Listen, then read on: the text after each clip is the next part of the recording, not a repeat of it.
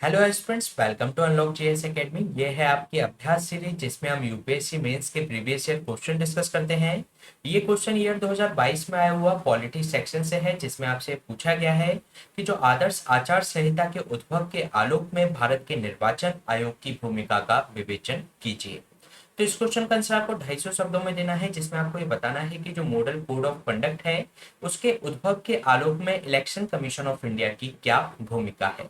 तो इस क्वेश्चन को सॉल्व करने की हमारी वही अप्रोच रहेगी। सबसे पहले हम इसके इंट्रोडक्शन से इसकी शुरुआत करेंगे, फिर इसकी संरचना या बॉडी का निर्माण करेंगे, फिर निष्कर्ष के साथ इस क्वेश्चन को एंड करेंगे।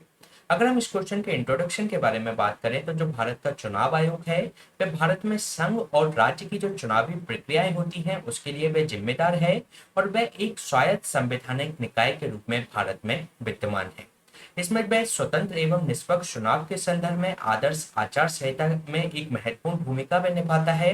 अगर हम बात करें आदर्श आचार संहिता की तो जो चुनाव से पहले जो राजनीतिक दलों और उम्मीदवारों को विनियमित करने के लिए चुनाव आयोग द्वारा जो जारी दिशा निर्देश होते हैं उसका ये एक समूह होता है। और ये जो आदर्श आचार संहिता है वह चुनाव कार्यक्रम की जो घोषणा होती है उसकी जो तारीख होती है तब से लेकर जब तक उसका परिणाम नहीं आ जाता तब तक वह लागू रहती है। इसके बाद अगर हम बात करें आदर्श आचार संहिता के उद्भव और विकास की तो इसकी जो शुरुआत हुई थी सर्वप्रथम वर्ष 1960 में, जब केरल विधानसभा का जो चुनाव था तो उस समय राज्य प्रशासन ने राजनीतिक दलों और उनके उम्मीदवारों के लिए एक आचार संहिता उन्होंने तैयार की थी, जिसमें चुनावी सभाओं, भाषणों और नारों आदि के बारे में राजनीतिक दलों को दिशा निर्देश उसके अंतर्गत दिए गए थे। इसके बाद जब वर्ष 1962 में जब लोकसभा चुनाव संपन्न हुए तो उस समय पे इलेक्शन कमीशन ने सभी मान्यता प्राप्त जो राजनीतिक दल और राज्य सरकारों को फीडबैक के लिए एक आदर्श आचार संहिता का प्रारूप भेजा, जिसके बाद से देश भर में सभी राजनीतिक दलों द्वारा इसका पालन किया जाने लगा। इसके बाद आदर्श आचार संहिता के लिए एक इम्पोर्टेंट ईयर आया 1991 का, जिसके अंतर्गत जो इलेक्शन कमिश्नर थे वे आपके टीएन शेषन थे, जिनका नाम आपने सुन रखा होगा। इनमें चुनाव आयोग ने चुनाव मानदंडों के बार बार उल्लंघन और निरंतर भ्रष्टाचार के कारण जो मॉडल कोड ऑफ कंडक्ट था उसको सख्ती से लागू करने के लिए उन्होंने कई सारे इनिशिएटिव लिए। और आज जो हम आदर्श आचार संहिता से संबंधित जो इलेक्शन कमीशन ऑफ इंडिया पर जो पावर देखते हैं वह इसी समय उभर कर सामने आई। तो ये हमने बात की आदर्श आचार संहिता के उद्भव एवं विकास की। इसके बाद हम जान लेते हैं कि जो आदर्श आचार संहिता के प्रवर्तन में चुनाव आयोग की भूमिका क्या है। अगर हम बात करें संविधान के आर्टिकल 324 की तो उसके अंतर्गत स्वतंत्र एवं निष्पक्ष चुनाव कराने का जो जनादेश के हिस्से के रूप में चुनाव आयोग ये सुनिश्चित करता है कि जो केंद्र एवं राज्यों में जो सत्तारूढ़ पार्टियां हैं वह संहिता का पालन इसके अंतर्गत करें।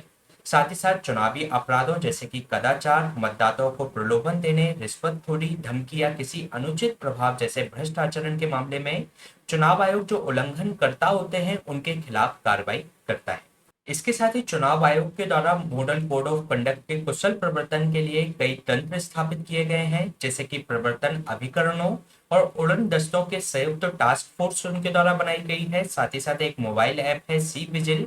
तो इस ऐप की शुरुआत के माध्यम से कदाचार के जो ऑडियो विजुअल साक्ष्य की इसके अंतर्गत सूचना दी जा सकती है और जिसके खिलाफ जो चुनाव आयोग होता है वह तत्काल इसके अंतर्गत कार्रवाई करता है। तो ये हमने बात की जो आदर्श आचार संहिता के प्रवर्तन में चुनाव आयोग की भूमिका के बारे में। इसके बाद अगर हम बात करें इस क्वेश्चन के निष्कर्ष के बारे में तो जो आदर्श आचार संहिता है उसको कोई वैधानिक समर्थन प्राप्त नहीं है, लेकिन चुनाव आयोग द्वारा इसे सख्ती से लागू किए जाने के कारण पिछले एक दशक में इसको मजबूती मिली है। साथ ही साथ जो विभिन्न तकनीकी प्रगति जैसे कि सोशल मीडिया का जो विकास हुआ है उसके कारण से निष्पक्ष चुनाव सुनिश्चित कराने के रास्ते में नई चुनौतियां आई हैं। लेकिन मॉडल कोड ऑफ कंडक्ट से संबंधित उसको लागू करने के संबंध में जो भी इलेक्शन कमीशन ऑफ इंडिया के द्वारा जो इनिशिएटिव्स लिए गए हैं वह मॉडल कोड ऑफ कंडक्ट से संबंधित सार्थक प्रतीक होते हैं। तो ये क्वेश्चन हमने डिस्कस किया 2022 में आए हुए जीएस पेपर 2 के पॉलिटी सेक्शन से।